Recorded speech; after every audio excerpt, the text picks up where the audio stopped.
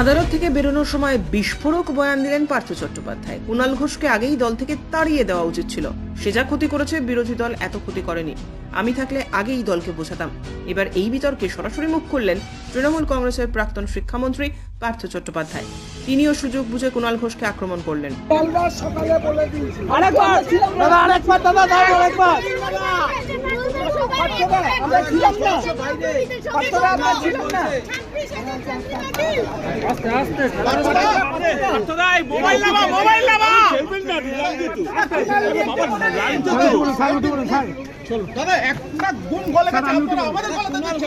মন্ত্রিসভার আরো একজন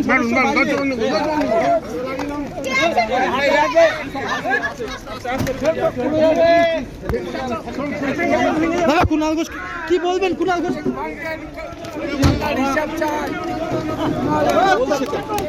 বলছে তো কি বলবেন? মানে সকালে আমি তো আবার বলছি কুণাল ঘোষ এক মিনিট